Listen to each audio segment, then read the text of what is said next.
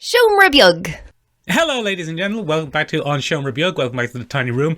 I am the Michael of the podcast, Michael and Benjamin's podcast, not the podcast Michael and Ben's podcast, who we have reached out to with no comment yet. And I am joined by the man who Donald Trump has hired to be his modern day Van Helsing and help him finally stop that damned count. It's Benjamin. I'm going out there. I'm going to Philly. I'm going to Nevada. And I got my stakes all sharpened up, boys. I'm going to get them. It's very important, Benjamin. I think it's good that America has finally taken the threat of Dracula's seriously. I mean, he's been there for years, Michael. It might be too late. Yeah, Leslie Nielsen, for example.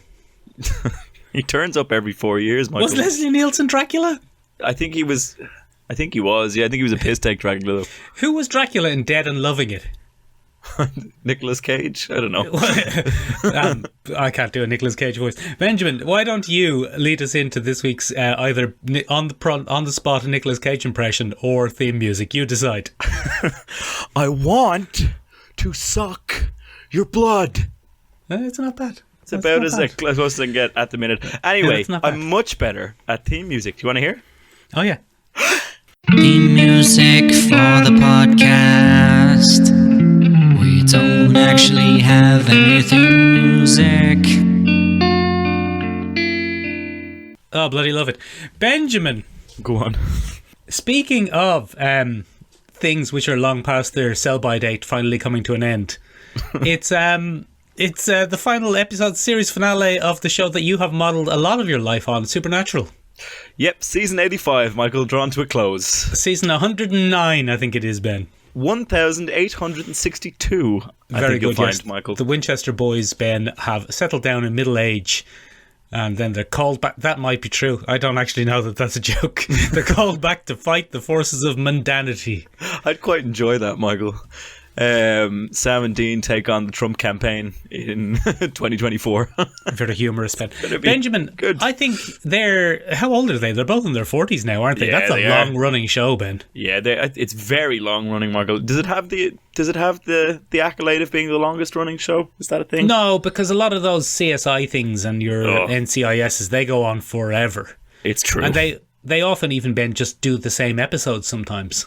Oh, we've done this before. Oh no, the same murder again. Oh no. Yeah, because the people who wrote the episode in season 2 are dead by the time season 17 rolls around. And they do the same episode. They just withdraw it from the bank of procedural cop plots. I think it's a big roly-poly kind of bingo style thing, isn't it? That they just big, spin the big balls. bingo-y drum. Yeah. It's good. It's good. It's a bit like Supernatural, really. I see what you've done. So, Benjamin. It's come to an end. I think it is beholden upon us to do an episode on Supernatural. We probably will have to, Michael. We'll probably have pencil to, it won't in. we, Benjamin? We'll pencil it in, Michael. We'll pencil it in. We'll probably have to do a look at where the long and ragged road of Supernatural, Ben. Yeah, we'll call it Wayward Sons. Oh, yeah, very good. I think that might be what the last episode is called. Of course it is. Of course it is. Yeah, I hope to get Jeffrey Dean Morgan back for one last hug with the boys. My sons, Ben. He would Dad. say. Dad. Sons. Sons. I've never been prouder of both of you boys. Sons. That's We've actually written the last episode of Supernatural. That's it. It's written now. Everyone's going to die, Dad. I've never been prouder of you, my boys. Stopping them vampires. It's okay to quit. It's okay. Sammy, I'm coming for you. What are we doing here, Ben? What's this about? What's I'm going doing on my next? Jensen Ackles impression, which is getting better and better. Good. With every passing week. Michael, there were also other things that happened in the news, but I can't remember what they were. Well, Benjamin, first of all, your friend and mine of the podcast, John Ward Depp, has been removed from the crimes of Grindelwald. Now, Benjamin, I saw this news and I thought to myself, well, isn't it good that something's finally going right for Johnny Depp? But then I realised, Ben, this is actually a form of punishment. Yes, I think, well, you hit the nail on the head there, Michael. I think a lot of the community has been like, well, is that so bad that Johnny gets to remove his name? Is that a punishment? Is that a punishment that he doesn't have to be in the next Crimes of Grindelwald film? That may do his career better in the long run. I don't know, Ben. I don't see his career having a lot of places to go now that he's a weird, kind of overweight, creepy guy. Yeah, look, it's been a stressful couple of years for poor old John Ward, and I don't know whether poor old John Word is an applicable title anymore. Do you know what, Michael? I think they're a pair of pricks. I think there's a pair of them in it. I think you might assault it. I think they're just a pair of maladjusted, slightly twisted pricks. I think you might have hit the nail on the head there, Ben. At least they're not trying to sneak any more dogs into Australia, though. I mean, that's good of them, isn't it? It's big of them. Big of them. And no ridiculous apologies to the media where Johnny Depp is clearly laughing at how surreal all of it is and trying to keep a straight face while he sniggers. He probably would have got away with it, Ben, if he'd used the suitcase from his famous film The Crimes of Grindelwald. He could have just slipped in there and it would have been grand. Yeah. No pups found in there with a whole menagerie of illegally imported animals into Australia. Yeah. Of course, Michael, of course you'll know, the fans are up in arms on both sides. On both sides, Michael. Which sides? There's a few men's rights activists, classic MRA boys. Okay. And they're saying, why hasn't Amber Heard been taken off her film? Why is it just Johnny Depp? No, I think she's still going to be in the Schneider cut. Is she going to be in the Schneider cut? She's going to be in the Schneider cut, and that's part of the uproar, Michael, is that she has not been taken out of the Schneider cut. But look, you're always going to have that division. You have we who stan Mr. Depp.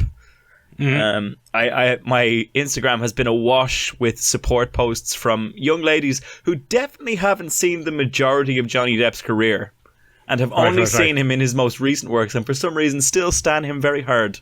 They probably have. You're going to have to define stan for me there, Ben. Stan is to diehard fan over something. Okay, stan. We stan a particular thing. It comes, Michael, from the Eminem song Stan. Stan. Yes, I've heard it. Benjamin, why don't they just deep fake Blake Lively over Amber Heard in the Schneider cut? No one would even notice. They probably wouldn't actually. That's a very. I certainly can't tell them apart, Benjamin. If Amber Heard came up to me and said, "Hello, I'm Blake Lively. I'm the actress Blake Lively," I would say, "It's very nice to meet you, the actress Blake Lively." In fairness, if you took Megan Fox and dyed her hair blonde, you would also have a tough time distinguishing any of them. They run into the generic 15-year-old bait kind of trap of attractiveness, and it's very hard to distinguish on occasion. It's not for you, is it, Ben? That's not what you're into. I'm into all kinds of things, Michael. And yeah, I know. I've seen your hard drive. That time you asked me to fix it. It was very uncomfortable time. Fuck you. Very bad.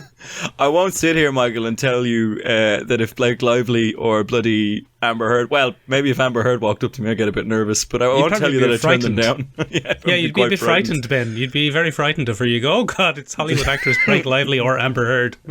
I'll probably just run away in case it's the abusive one.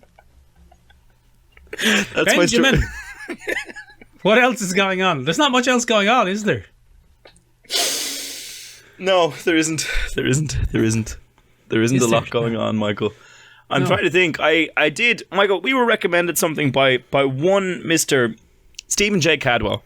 Yes, I'm familiar with him. It's Dr. Stephen J. Cadwell, actually. I think you'll find it's Doctor to you, sir. I think you'll find it's not Mr.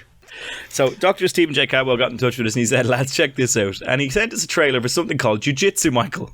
Oh, yeah. I forgot about this. And the extended trailer has dropped this week. It's bloody mad, Ben. It's like a fake thing that we would make up.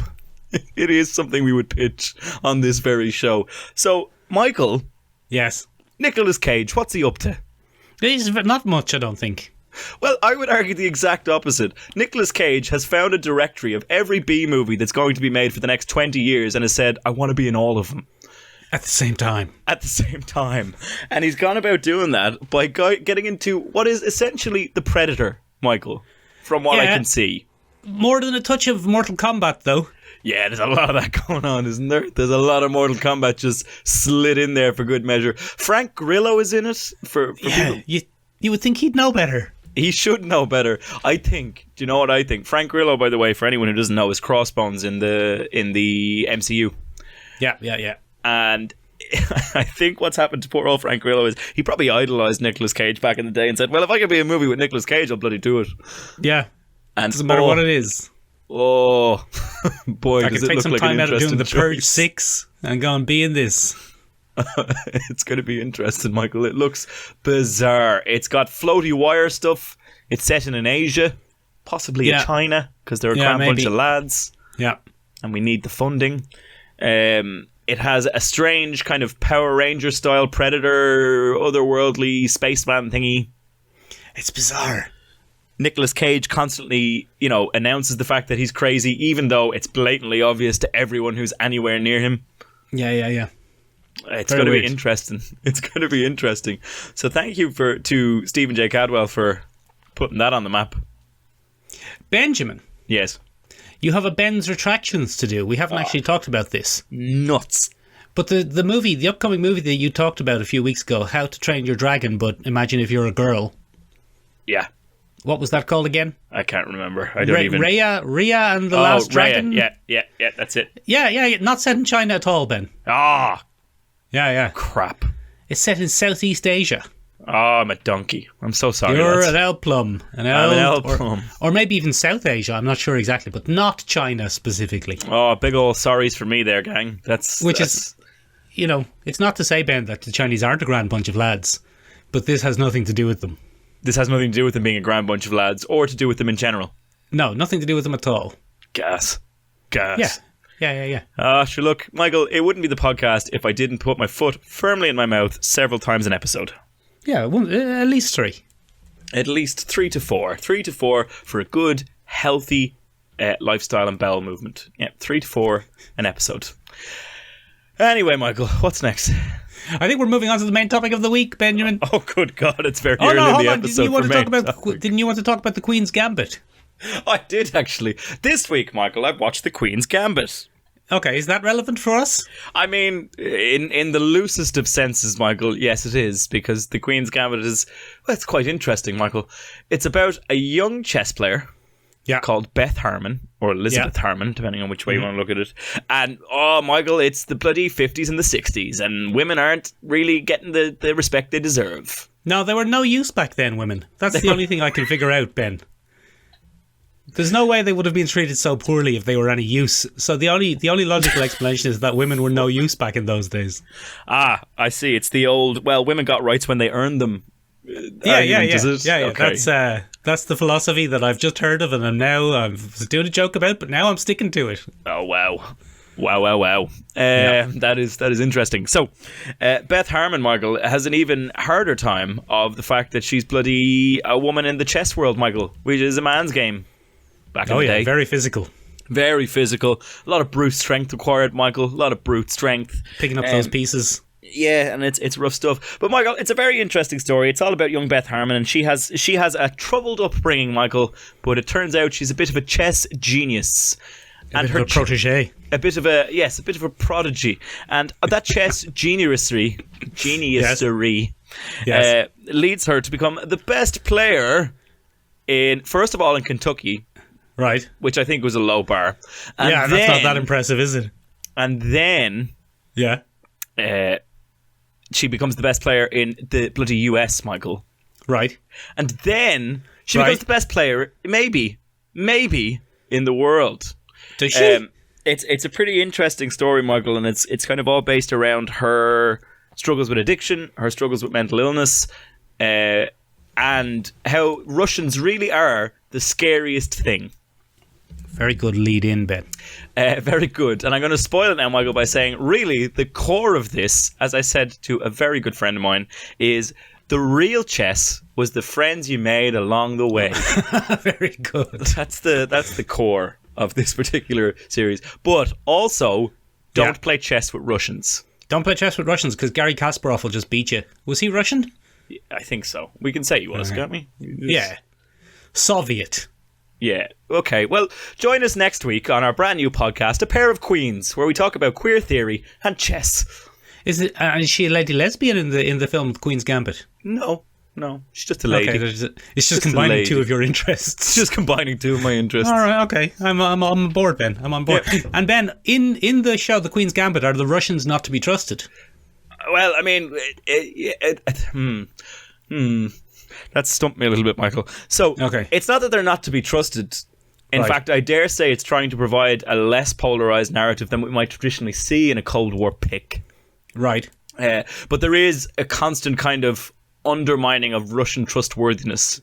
Where I'm like, I mean, they could be nice, but I mean, just watch yourself.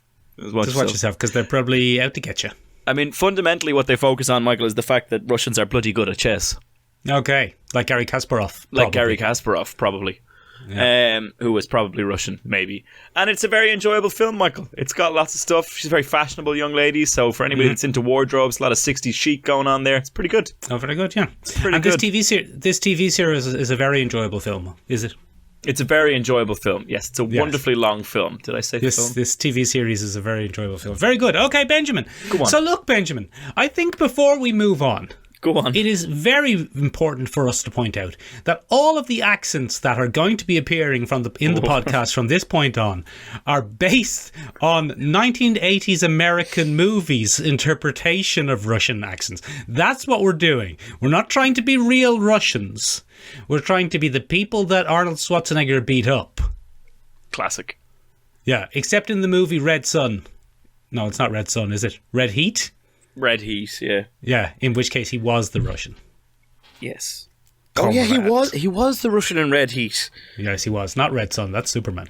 I did forget about that. Red Sun, we'll be talking about that later on the podcast, Michael, because this week's topic is bloody Cold War chic. How the Cold War influenced just about everything in popular culture. Well, not just about everything. That's very, very, very facetious, Michael. Go on. How the aesthetic, politics, and narrative plot lines of the Cold War have influenced everything right up until this day. Da, Tovayich. So it's pretty interesting. Let's start with a little bit of basic history, Michael. The Cold War. Oh boy, the Cold War spans roughly. I hope you have that foot ready, Ben, your mouth is primed to receive it. I do. So it depends who you ask, right? No, I want facts, Ben. I don't want opinions here. I want facts. But the overall Cold War period stems from 1947 to 1991. Oh. Okay, according to as many history books as I get my fucking hands on. And how many years has that been? Michael, that's very mean of you to say. Because I've just provided you with what I needed to provide you with. And you've moved the goalpost because I got it right.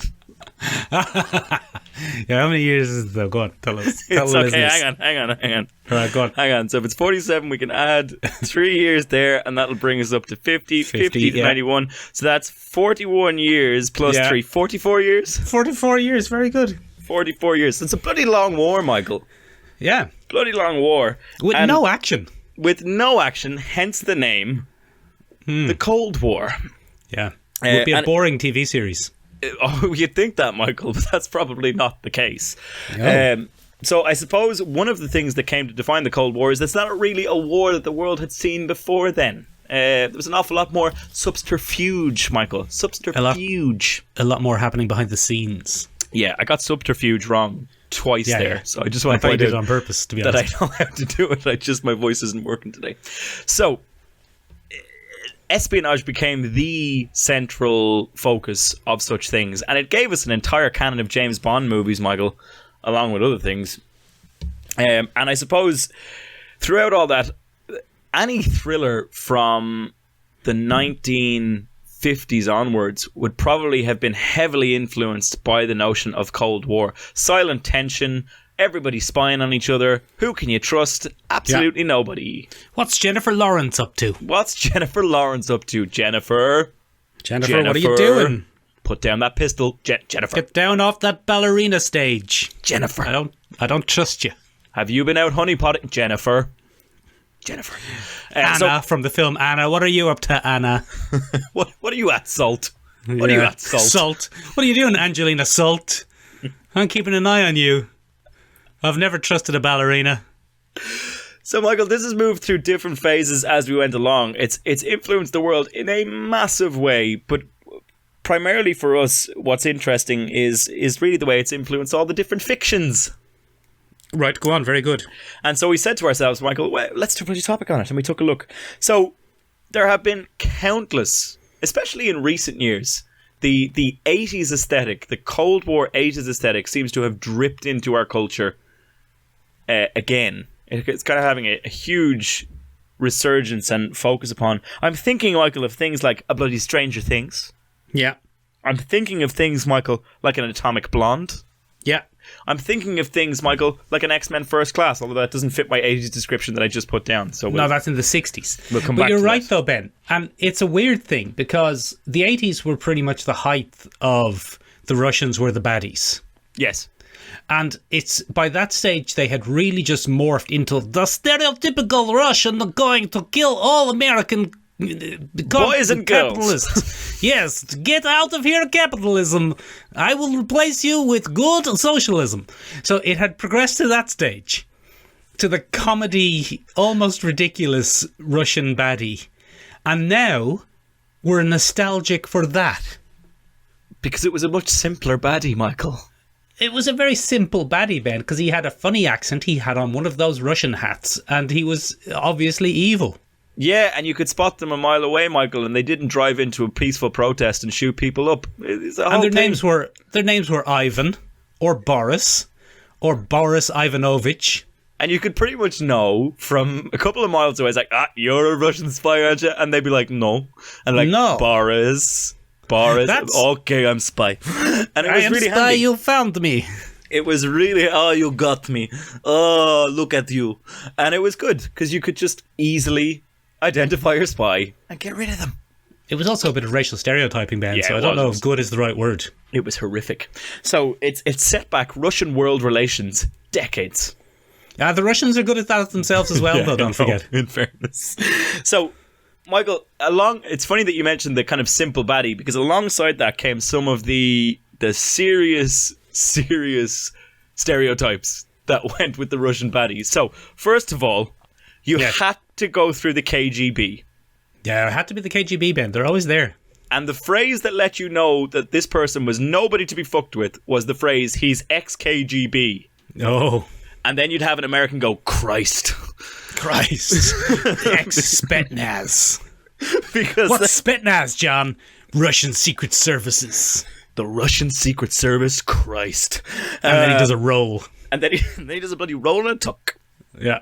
And that was the first part that you had to do. That was the essential thing for your 80s Russian baddie. After that, they had to be hard as fucking nails. No Russian man had any feelings or any... The word pain threshold didn't really apply because pain didn't exist in their mind.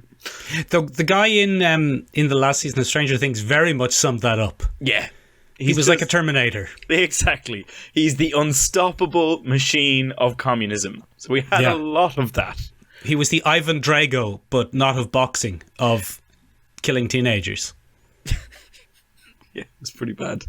So, I mean, Ivan Drago's a great point. There's a perfect thing. Every single American fear of communism embodied in one big machine. You take your best American man, your Rocky, you put him up against it, and what's he got, Michael? He's got squat.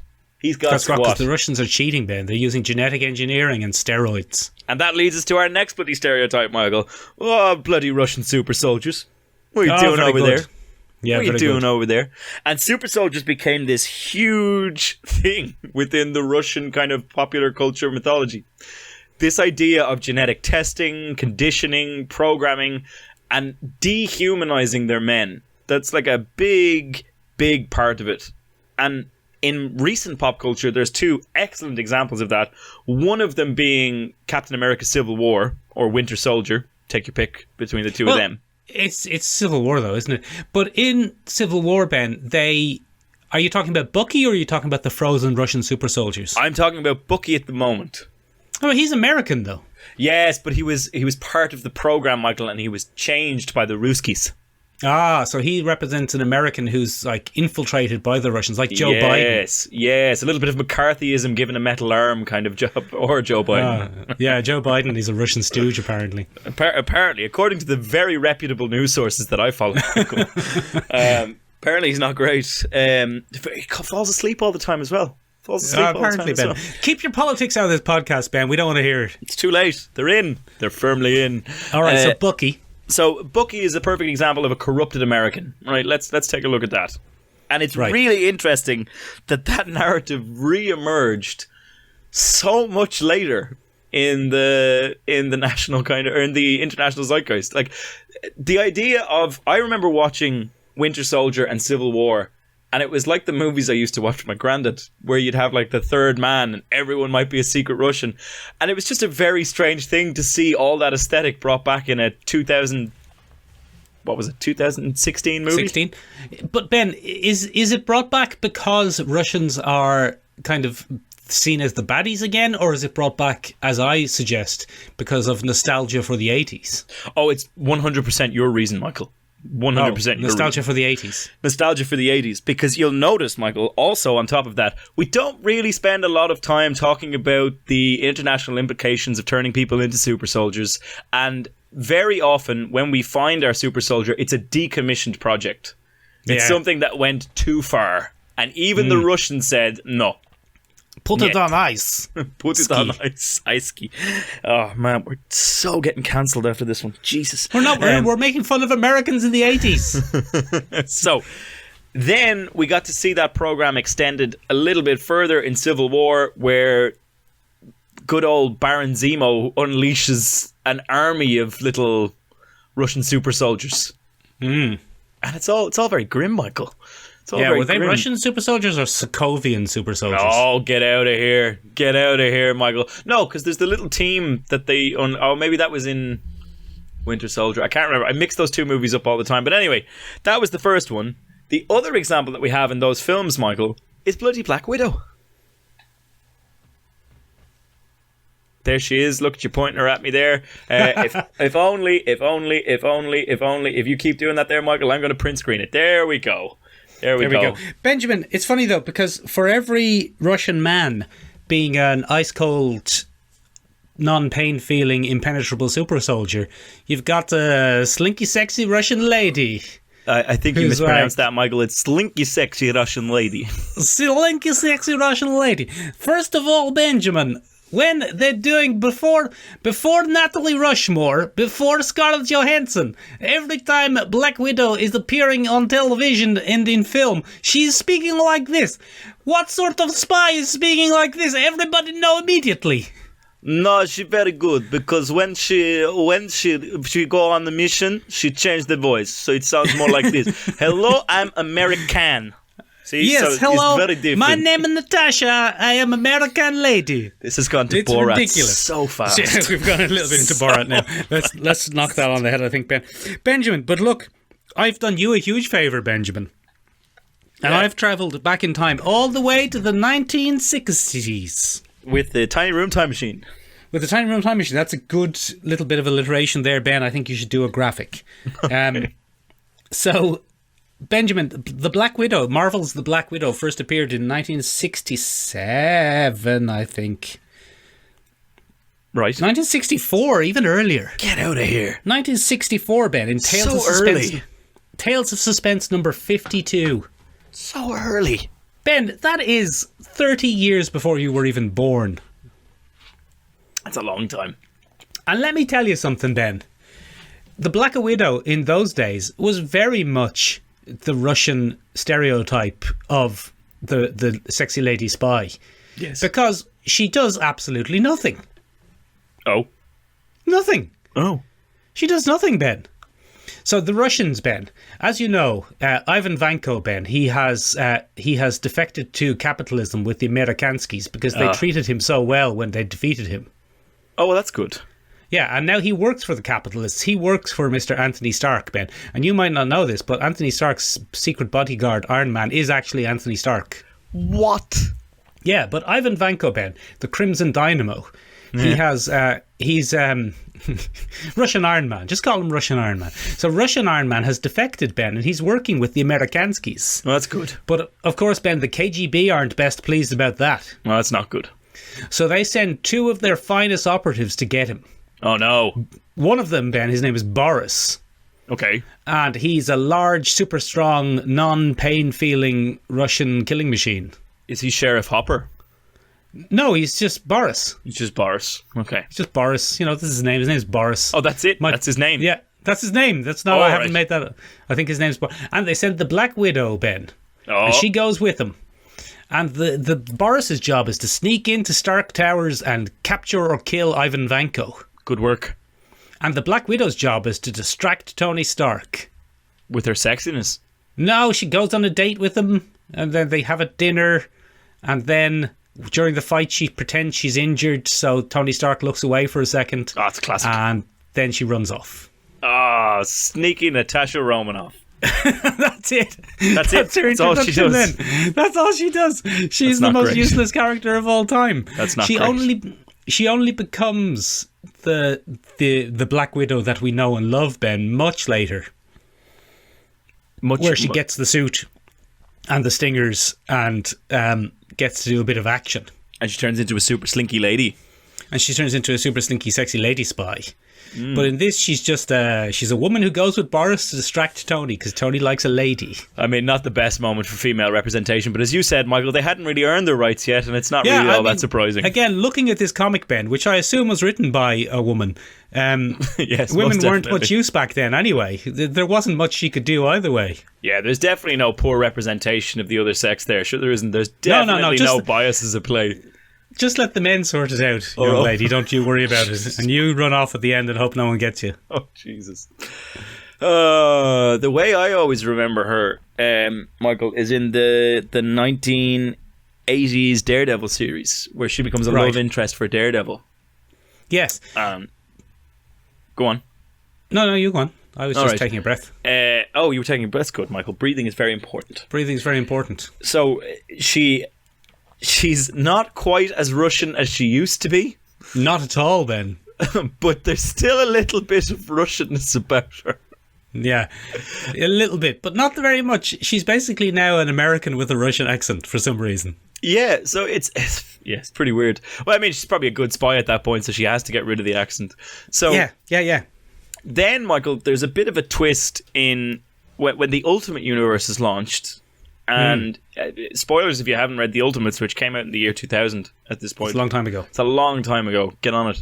But it turns out that she's been a bloody double agent the whole time. No, I bloody knew it. I never trusted her. And bloody Black Widow's no good. And it's a shame, because they put a lot of effort into making her an incredibly likeable, enjoyable character. And then it's like, it stings all the more when you find out, she's just been a Russian the whole time. She's never getting that movie, Ben. They've put it on ice, Michael. So I mean that leads us, I suppose, to the most modern interpretation of young Natasha Romanoff, which is Scarlett Johansson, which is just an American who occasionally looks sad and remembers her past. Yeah. It is. That's what it is. Although they do seem to be bringing a lot more Russian in the Black Widow movie, which came out this year in May. Which wasn't in the first couple of films she was in. Wasn't there? No, it really wasn't in Iron Man 2. In Iron Man 2, she was not Russian. In Avengers, she very briefly mentions that she came from a country that doesn't exist anymore. Oh, really? Yeah, she says, I can't remember, during the Red in My Ledger speech, she says something like, "I'm Russian, Captain. I know what it's like to see your country do something." Oh, okay. So we get a little hinty-winty. Yeah. Then we start getting, in Age of Ultron, we start getting the classic Russian spy ballerina flashbacks. Yeah, the Red Room. Yeah, do a ballerina until your toes bleed, learn how to be sexy, shoot this dog, and now you can't have babies, so you're a monster. Have an enforced hysterectomy. You are barren, thus monster. Job. Yeah, very important, job. Michael. Very important in Russian spy training. So yeah, I mean, we get a little bit of that, and then I think just for this, they've just gone, you know what, make her fully Russian. Just lean into it. It turns out she's been involved in Russian spy works the whole time. The whole time. She never really left. We've never touched on it. Yeah, I was kind of excited to see where they were going, because first of all, they have Sheriff Hopper. Yeah. Who just off the back of fighting a invincible Russian super soldier is now playing one. Yep. So he's like, "Hello, my name is Sheriff Hopper." That's getting worse. We're getting just gone full Borat now. Yeah. But that's okay. We don't judge. We don't judge here at the podcast, Michael. I can't do that. I have him here. Look, Ben, here he is. He's Red Guardian. Oh, do you have Red Guardian already? There he is. There, look. Oh, look at him, Sheriff T. Hopper. Hang on, we're doing a little bloody fucking thing here. There he is. There we go. Got it. His catchphrase, of course, Red Guardium Leviosa. Oh, that can't be yours, Michael, is it? I've just come up with that, Ben. Is Sometimes that I yours? come up with things on the spot. Oh, Michael, that's excellent. Very good. Ben, look. We could Red make t-shirts. Guardian Leviosa. Jesus Christ. See what I've done, Ben? I've thrown them up for in the those air. of you not on the visual version of the podcast, which doesn't exist, by the way, Michael just threw his little action figure up in the air. Yeah, of Red Guardian. It was very good. Yeah. So they've just leaned into that completely, Michael, and boy oh boy have they painted it with the old stereotype brush. Go on. Judging from the trailer now, I can't say this for a fact, but we haven't seen it. We have big grimy Russian apartment. Yeah. We have overweight, slightly alcoholic, tough guy Russian. Yes. In the form of Red Guardian. We have possible cold, dead inside sister. Yes. And we have big, austere Russian lady who demands finesse composure at all times. And that comes in the form of Miss Kate Winslet. Not Winslet. It's Rachel Weisz. Rachel Weisz. I always mix those two up. Do you? Fun fact about me. Those are We the two should do that an I mixed episode up. on that. Yeah. I'd like to see that. I mix them up all the time. Rachel Okay, Weisz let's was just in do- Titanic. Let's just do a quick test, Ben. The Mummy. Rachel Weisz? No, it's Kate Winslet. Is it actually Kate Winslet? No, it's Rachel Weisz. This is thank great. God. This is great fun. Thank God. Okay, well that's fun. So anyway, it looks like they're going to lean very heavily into some pretty hefty stereotypes to really bring this home. I mean, it's not shocking. The Marvel Universe simplifies things a lot for the cinematic universe. And you have to deal with that all of the time, Michael. The other thing you have to deal with, Ben, is the fact that all of these long-standing and beloved characters, because of Marvel's and DC's decision not to age their characters, Yes. they all come from periods of history which make them a bit anachronistic these days. Yeah, they don't fit anymore. They don't really, Ben. In the issue in which Black Widow is introduced, Stan Lee explains what a laser is to the readers. Amazing. Yeah. The Crimson Dynamo. The Crimson Dynamo is working on creating the first functional laser weapon in the comic, and it has to be explained to the readers what a laser is. That's amazing. It's incredible, Ben. It's amazing. And the power of Iron Man's armor comes from transistors. Transistors, Ben. He has a transistor and electricity powered suit. And I was reading it going, this is mad. Transistors and electricity have made this suit. And then I thought, you know what, Ben? It's exactly the same. Just take out the word laser and put in quantum. And take out the word transistor and put in the word nano. And our current comics are going to look just as ridiculous in 50 years. One day it's going to be very silly. Yes. No, now. Now it's very silly. Sorry, now it's very silly. So anyway, I went on a side point about lasers. But my point is, Black Widow doesn't really make sense now. No. Because if she's a 30-year-old lady, she was born in 1993, which is post the USSR, Ben, having intensive sexy lady spy training organizations like in the film Red Sparrow. Even if, Michael, she's a little bit older than that, let's say she's 40 now. Right. She still wouldn't have had time to have this huge backstory that she's had by the time we've gotten to here. Like, it would still only be 10 years of intensive training before a lot of those programs were decommissioned and she was kind of let go. Let's say, for the sake of argument, that she finishes up her spy career at 18. Right. Let's say she makes the hop, skip and jump. Nick Fury saves her life somewhere and she owes him a debt. Clint Barton. Where has she found the time to build that huge family connection with the Red Guardian, Rachel Weisz? Or Emily Blunt, whoever it was. Like, where's that going to come from? It doesn't make sense, Ben. It doesn't make sense. That's what happens. Our timeline's skewed. When you take characters who were invented in the 60s, like, okay, the Americans are lucky that they keep starting wars, so it's very easy to just keep updating Tony Stark's origin story. Yeah. But in 2050, what war is Tony Stark going to have been injured in? The World War III of 2024. World War III, yeah, I suppose. Or the first invasion of Britain. Oh, yeah, I can't wait for that. Oh. That'll be good. That'll be interesting. Bit of banter. Benjamin, what other Cold War characters or themes are we looking at?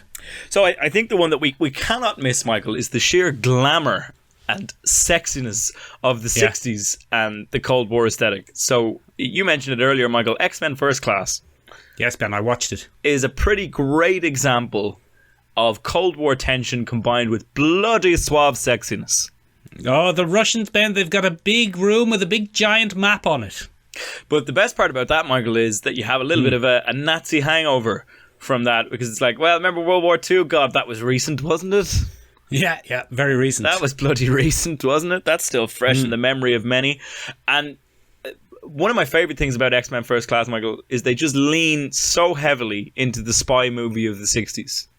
Yes. Like, X-Men First Class is a spy film that towards the end goes a bit bananas. I don't necessarily fully agree with you there. I think it's half a spy film. I'll take a half. The Magneto stuff is kind of a spy film. It's so good. That's the biggest strength of it. And then the Cuban Missile Crisis stuff is spy filmy. But none of the stuff with the American teens is very spy filmy. Fair. But there's the whole, like, the government is first using mutants, and they're like, we could use them as a weapon against the Ruskies. That'd be good. Against the Reds. Get against the dirty, dirty Reds, and we'd get them in there.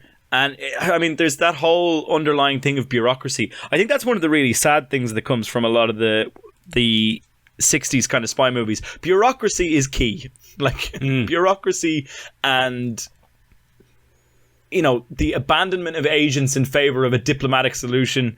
And, you know, sometimes it's like, sometimes you're looking at it and you're watching it and it's like, oh, the spy did their job. Yeah, they beat the Russians. And then they get a briefing from their handler and the handler's like, yeah, we've decided to bury it.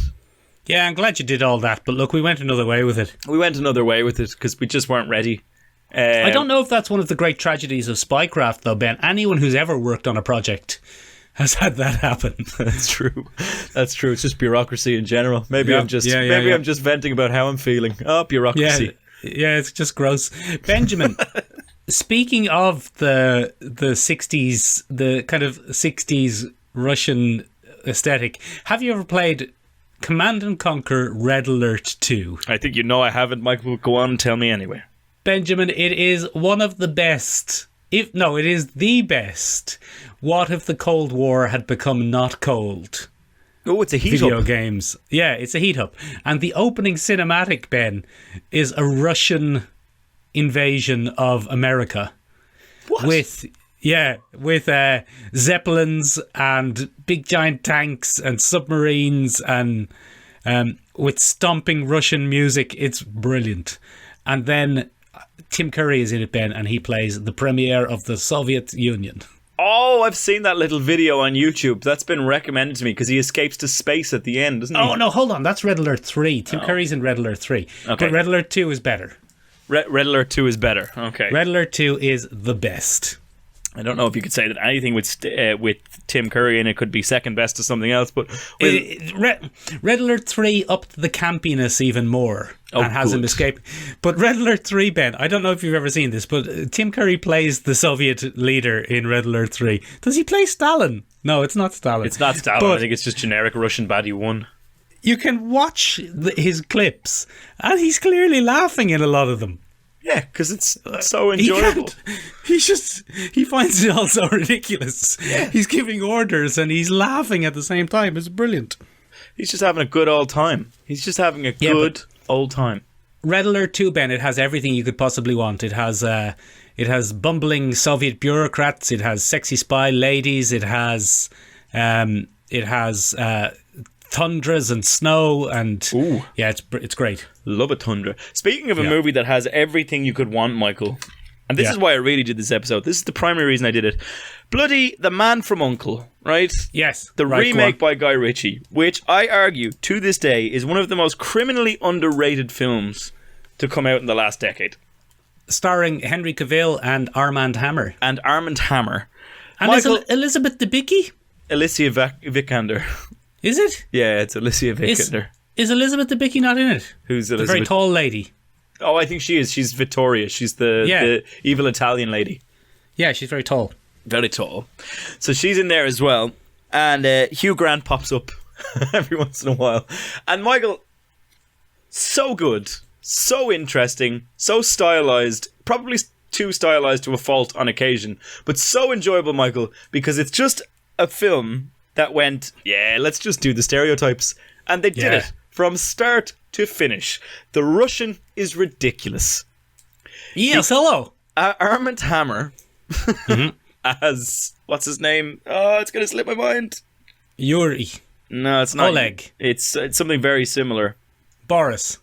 I can't believe this. Anyway, doesn't matter. I can't remember it.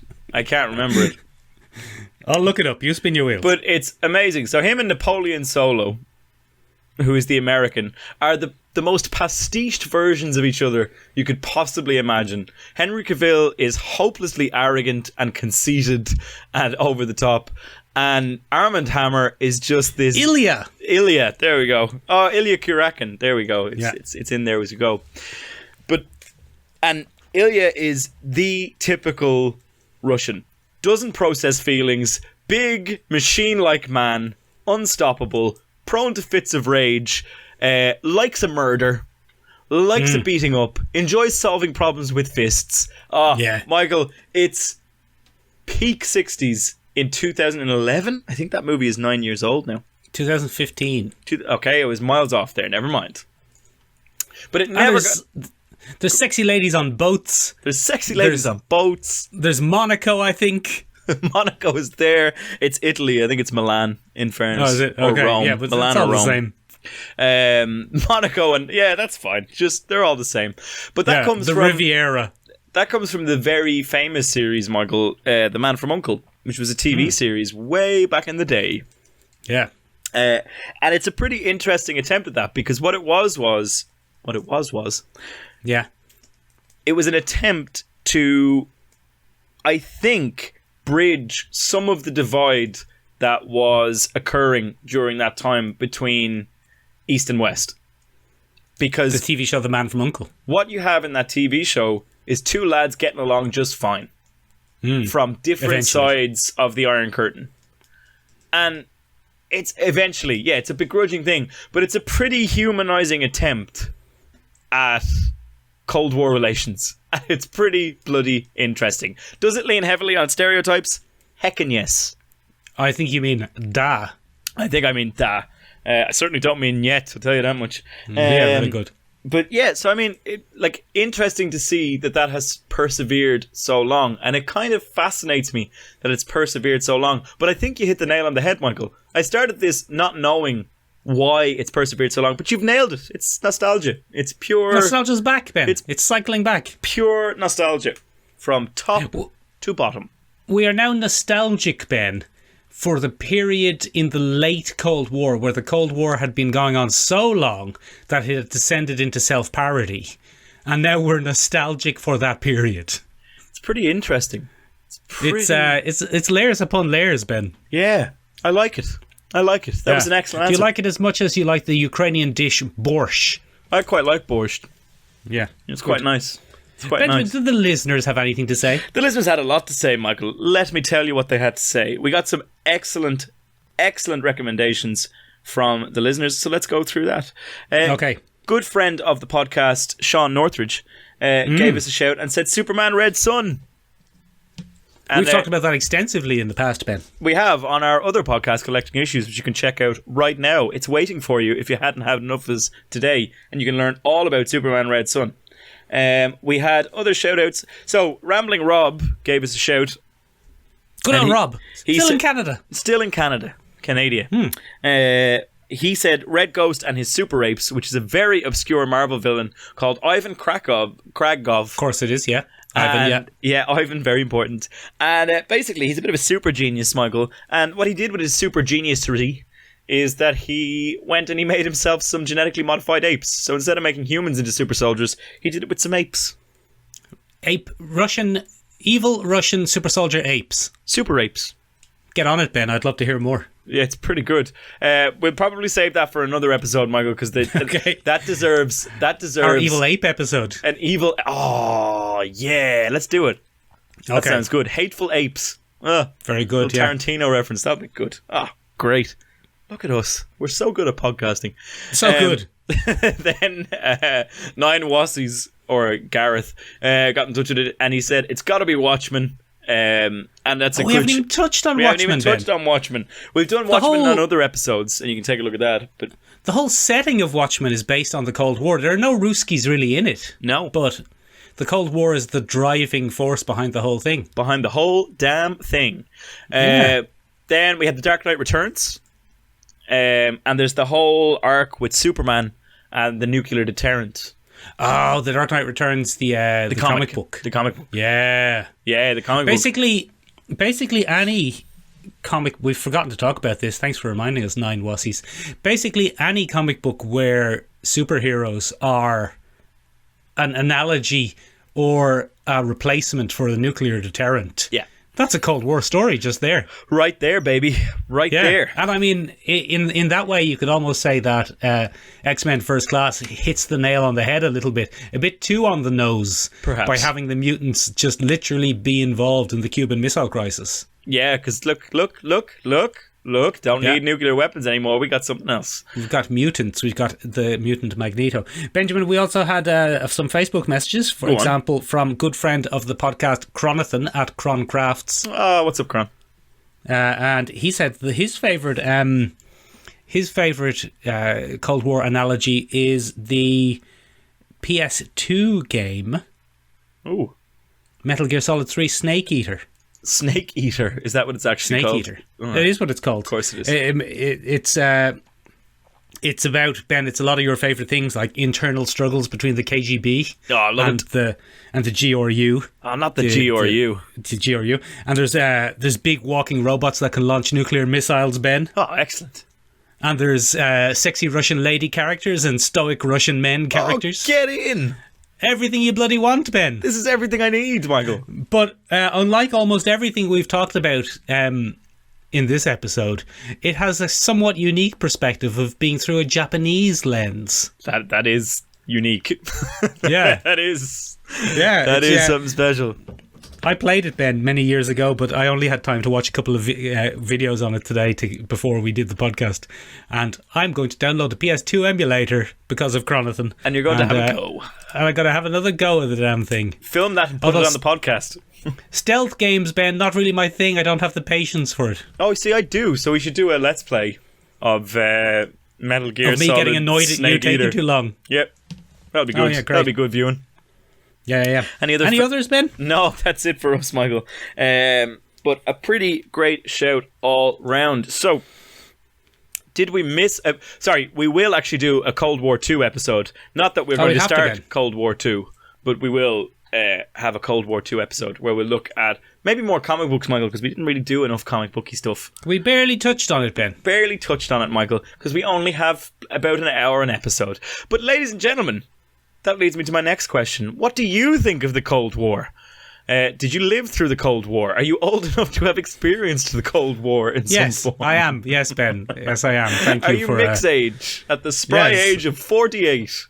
I'm not 48, you lying son of a bitch. At the spry age... Sorry, you're right. At the spry age of 58, Michael has had quite a bit of experience with the Cold War. And we'd love to hear yours as well. What are your favourite Cold War... movies? What are your favourite Cold War plots? What are your favourite Cold War books? Comic book characters? Whatever you like. Yeah, whatever you like. Go for it. Get in touch Have you seen the television programme The Americans? Yeah, I haven't, actually. Yeah, it has Kate Winslet in it. Kate Winslet or Rachel Weisz? No, the other one. The other one you always mix up with those two. From Out of Felicity. Emily Blunt. Yes. So, ladies and gentlemen, you can get in touch with us in a whole rake of places. You can find us on the interwebs at www.seanmcbioch.com. It's Kerry Russell. Yeah, it means tiny room in Irish. It doesn't. It means Kerry Russell in Irish. Or you can find us on the Instagram at Sean Rabeog, SEOMRABEAG, and you can find us there as well. You can give us all kinds of ideas. If there's something you'd like to hear discussed on the podcast, do get in touch with us and let us know. Ladies and gentlemen, do please. If you enjoy this podcast, do consider giving us a favourable review on your podcast platform of choice. It could be an Apple Podcasts. Give us an star rating and a review, please. We'd appreciate it very much. It could be on one of the other platforms. For example, Google Podcasts or Amazon Podcasts, which is a thing now and we should probably integrate into. Give us another review there as well. Give us a review on any of those. And if you listen to us on Spotify, which is more than likely where you do listen to us, do share us on your story or directly with a pal that you think might enjoy a little bit of banter about the Cold War. We'll be back next week, ladies and gentlemen, where we'll be talking about the New Mutants history adaptation and bloody where it's going these days. With Ben's favourite actress, Anya Taylor-Joy from The Queen's Gambit. From The Queen's Gambit. Anya Taylor-Joy 2, Electric Boogaloo.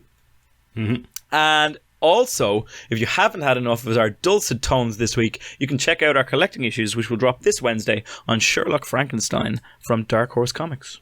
Ooh, spooky. I know. So, until then, ladies and gentlemen, das Vidania. Das Vidania, Tovarish. Spetsnaz.